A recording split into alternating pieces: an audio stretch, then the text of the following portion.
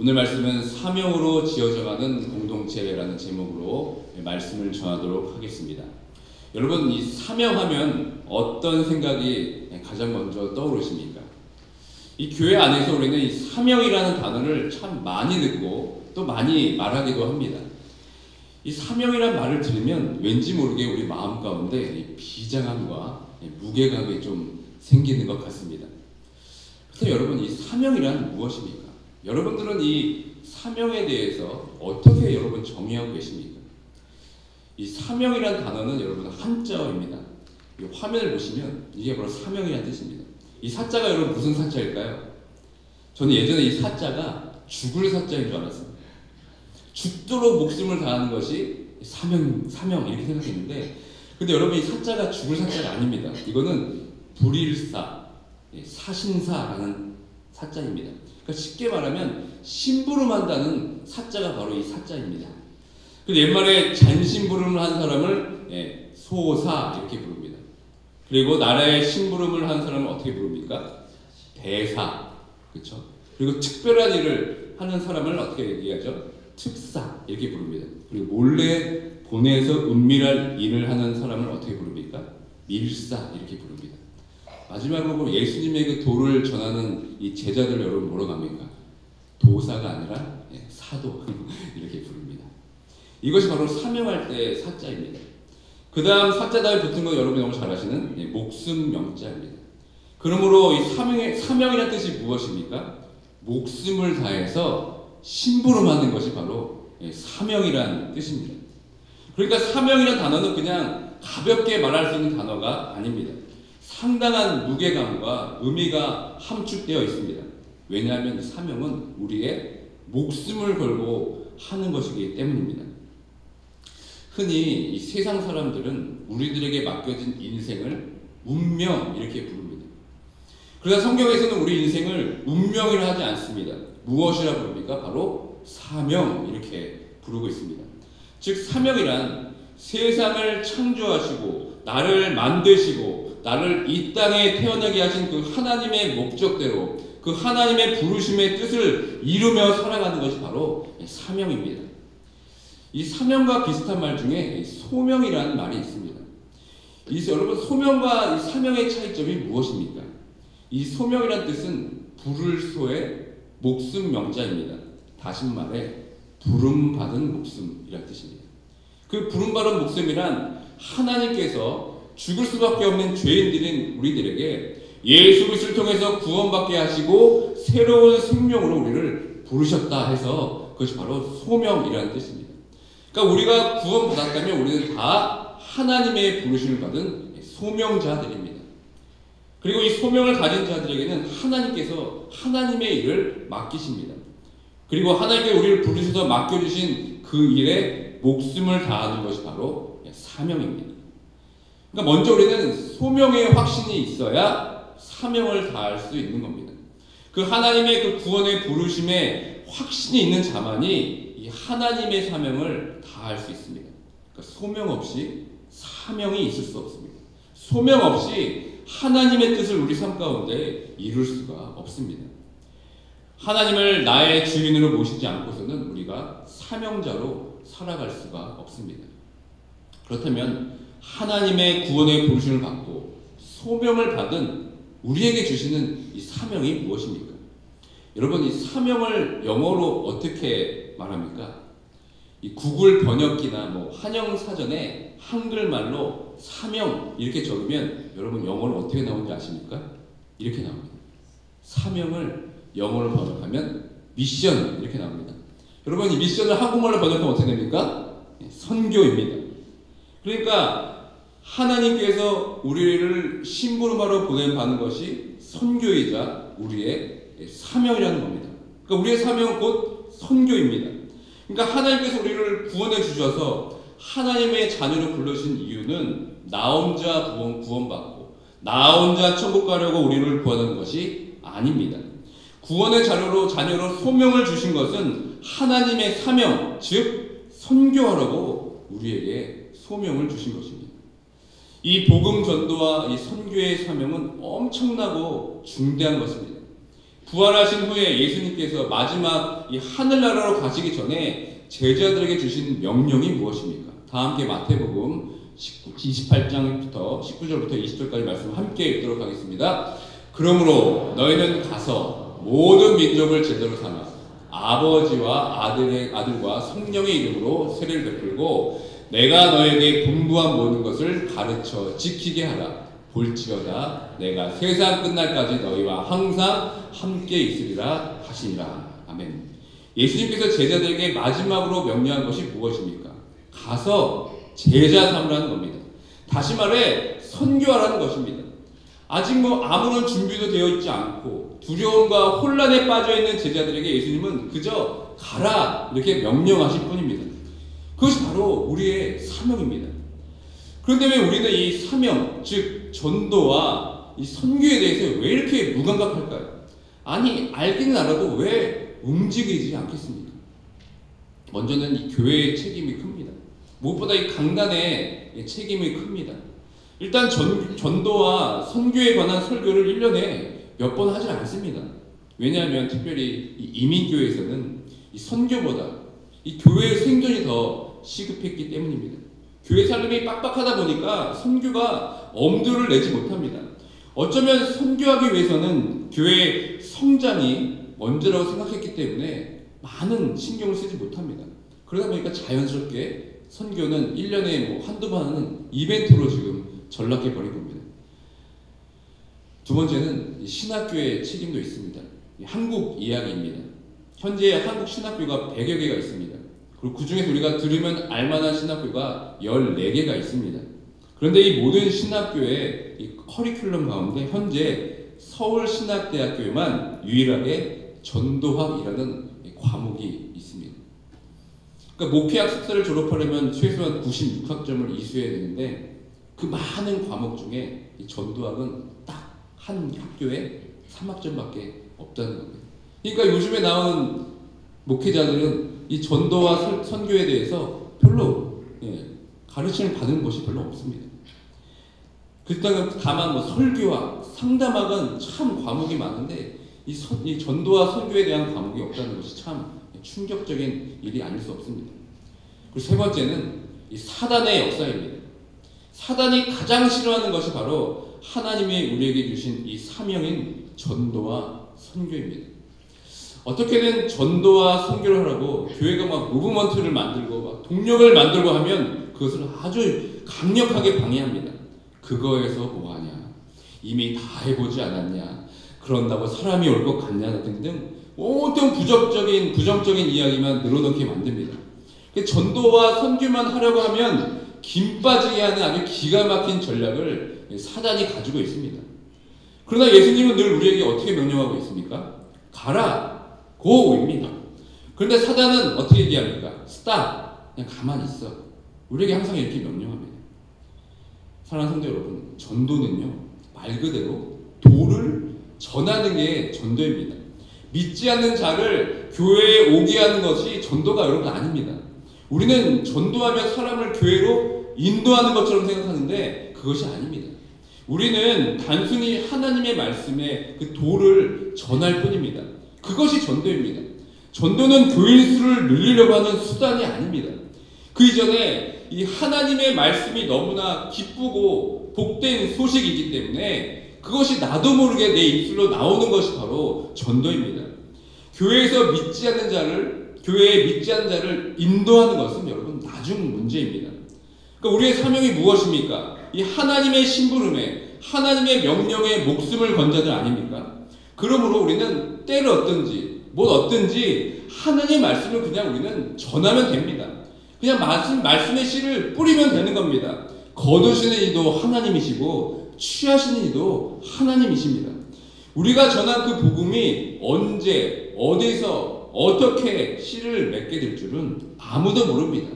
그렇기 때문에 우리는 그저 우리의 그 하나님의 말씀을 그 복음을 전할 뿐입니다. 그러므로 전도하면 못하냐라는 이 패배주의에 빠져서 우리가 입도 뻥끗하지 못하고 멈춰있고 아무것도 하지 않은 채 시간 낭비만 하고 있다면 그것은 가만히 있어라, 멈춰 있어라 라는 이 사탄의 사명을 받들고 있는 것이나 마찬가지입니다. 여러분, 하나님은 움직이시는 분입니다. 하나님은 역동적이신 분이십니다. 지금도 하나님은 여전히 일하고 계십니다. 그리고 이제는 우리들에게 움직이라고 지금 말씀하고 있습니다. 복음을 이 세상 가운데 나를 통하여서 흘러가기를 원하고 계십니다. 여러분, 전도와 이 선교의 차이점이 무엇인지 아십니까? 먼저 이 전도와 선교의 공통점을 먼저 말해야 되겠습니다. 이 전도와 선교의 공통점은 다 예수 그리스도의 그 복음을 전하는 것입니다. 그러나 전도와 이 선교의 차이점이 있다면 그것은 전도는 이 국내에서 복음을 전하는 것을 전도라고 하고, 선교는 국내가 아닌 해외에서 복음을 전파하는 것을 선교라고 합니다. 그렇기 때문에 멕시코 선교 간다고 하지 멕시코 전도하러 간다고 말하지 않습니다. 우리가 시카고 지역에 노방 전도하러 간다고 하지 노방 선교한다고 말하지 않는 것과 마찬가지입니다. 우리는 하나님 나라의 백성으로서 이 하나님 나라의 전초기지인 교회에서 말씀과 기도와 성령으로 무장돼서 늘 세상 밖으로 나가는 삶을 살아가고 있습니다. 그러므로 우리의 삶 자체가 이 하나님 나라에서 세상 나라로 나가는 이 선교적 삶을 살아가고 있는 겁니다. 그런 차원에서 본다면 선교는 우리가 교회 밖으로 나가는 순간부터 시작이 됩니다. 하나님 나라 백성으로서 살아가는 우리들의 가치와 행동이 이 세상에서 드러나고 보여지게 되는 그때가 다 선교의 현장이 되는 겁니다. 그러니까 교회 안에서만 우리가 크리스천이 되면 안 됩니다. 교회 밖에서 우리는 크리스천으로 살아가야 합니다. 그렇다면 여러분, 이 교회 밖에서의 영역에 뭐가 있겠습니까? 첫 번째가 바로 가정입니다. 여러분, 가정이 우리의 선교지입니다.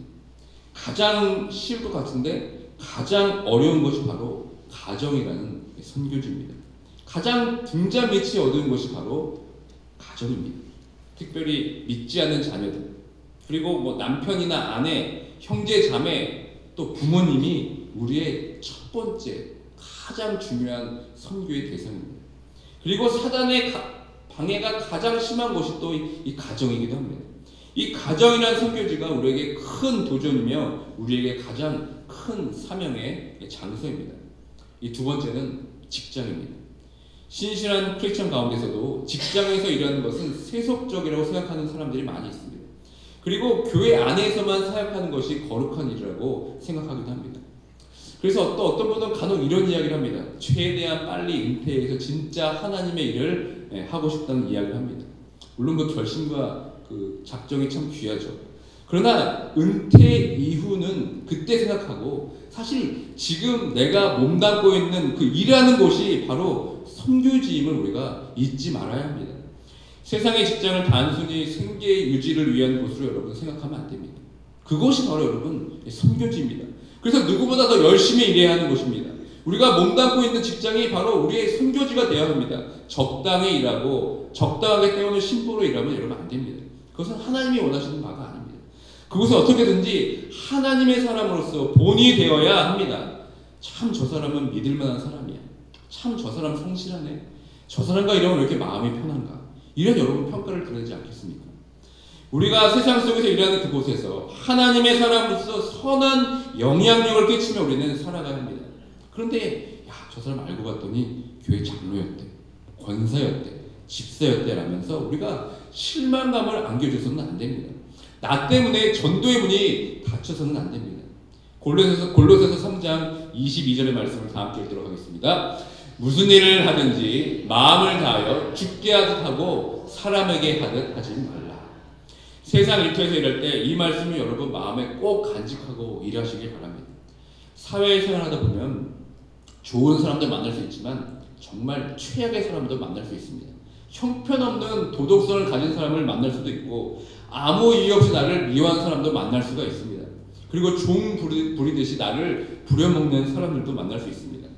대부분 이런 관계 어려움 때문에 직장 생활이 힘드신 분들이 많이 있습니다. 이런 문제로 고민하는 분들은 직장 생활을 열심히 할 동기를 상실하게 됩니다. 그렇기 때문에 하나님은 우리가 세상 직장에서 일할 때 죽게 하듯 하라. 다시 말해 하나님이 나의 보스라고 생각하면서 일하라고 명령하는 겁니다. 직장 상사의 칭찬과 인정을 받기 위해서 일하는 것보다 하나님께 인정받기 위해서 여러분 일하라고 우리에게 지금 말씀하고 있습니다. 물론 그 직장 상사가 나에게 지시하지만 나의 하나님의 평가를 구하며 하나님 앞에서 신실하게 여러분 일하면 됩니다. 그러면 여러분 일하는 태도가 바뀔 수밖에 없습니다. 하나님이 내 마음에 진정한 이 보스를 삼으면서 남들이 하기 싫어하는 일, 남들이 다 피하는 일까지 굳은 일까지 도맡아서 할 수 있는 자세를 갖게 됩니다. 우리는 세상에서 하나님 나라 백성으로 우리는 살아가고 있습니다. 우리는 계속해서 세상으로 들어가서 복음을 전하고 복음에 합당한 삶을 살아야 합니다. 불교는 속세를 떠나라고 말합니다. 그러나 성경은 이 하나님께서는 예수 그리스도께서는 세상으로 복음을 가지고 뛰어 들어가려고 말하고 있습니다. 우리가 세상의 빛이 되어서 죄로 점철된 어두운 곳에 한 줄기 빛이 되라고 성경은 우리에게 말하고 있습니다. 조금은 힘들어도 이 하나님의 사람들이 하나님의 사람으로서 그리스도인의 향기를 품어내기 위해서 입술을 좀 더 깨물고 좀 더 힘을 낼 필요가 있습니다. 치열한 현장 속에 뛰어 들어가서 신앙의 여러분 꽃을 피워야 합니다. 우리의 사명은 하나님의 사랑의 복음으로 이 망가진 세상을 회복시키는 우리의 삶이 될 줄 믿습니다. 예수를 믿고 평생 전도와 선교를 하지 못하고 하나님 앞에 간다면 우리는 사명자가 아닙니다. 복음을 전하는 기쁨을 모른다는 것은 십자가의 은혜를 모른다는 것과 마찬가지입니다. 여러분 이제부터라도 오늘부터라도 여러분 결단하시길 바랍니다. 여러분 복음을 전하기 위해서 연습하십시오. 그리고 실패도 한번 해보십시오. 전도하면서 핍박도 받아보시길 바랍니다. 문전박대도 받아보시고 자존심도 한번 상해보시길 바랍니다. 그리고 그것 때문에 너무나 속상해서 하나님 앞에 나와서 통곡하며 울며 기도하시길 바랍니다. 그런 사명을 가진 성도들이 모인 것이 바로 교회입니다. 교회는 그런 성도분들의 전도와 선교의 사명으로 지어져 가야 합니다. 그것이 하나님이 원하시는 교회입니다. 그러면서 교회 안에서는 복음 전도의 간증이 이 교회 안에서 막 넘쳐나야 됩니다.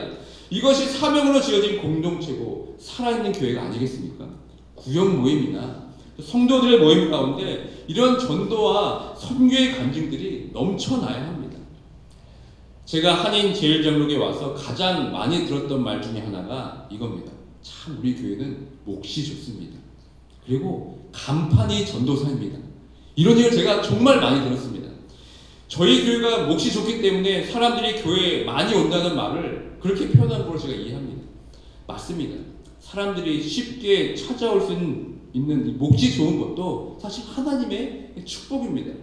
그런데 여러분 사실 이 말은 사명을 가진 자로서 사명으로 지어진 공동체라면 이 말은 좀 창피한 말입니다.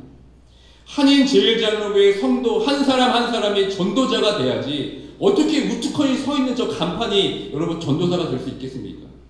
한인 제일장로교의 성도 한 사람이 잃어버린 영혼을 위해서 사명을 가지고 전도해야지 그저 몫이 좋다는 이유가 여러분 교회의 자랑이 돼서 되겠습니까?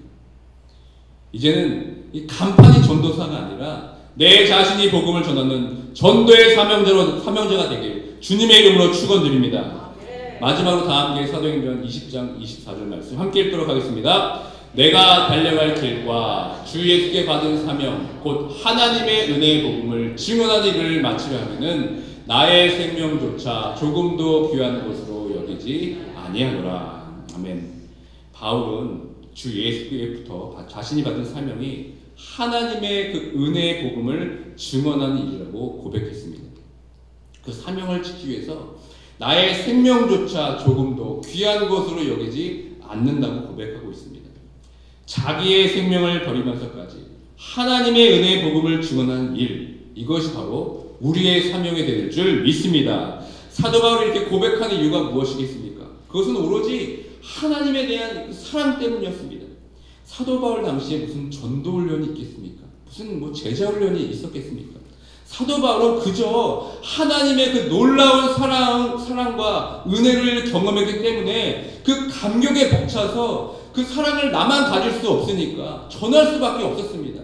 그 일에 자신의 목숨을 바치는 것이 전혀 아깝다 하지 않았습니다.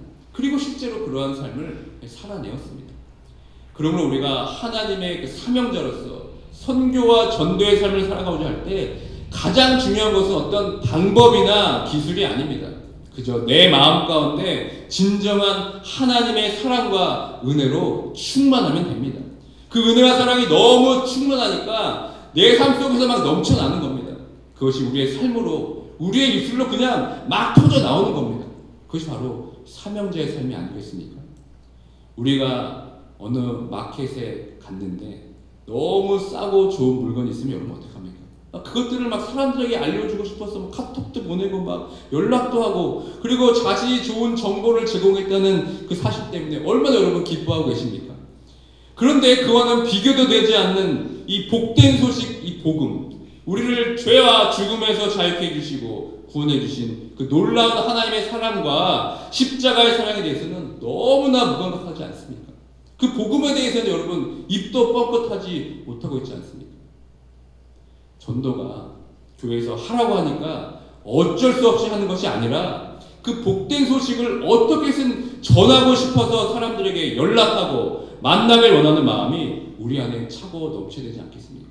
이것이 바로 우리의 사명이 되어야 되지 않겠습니까?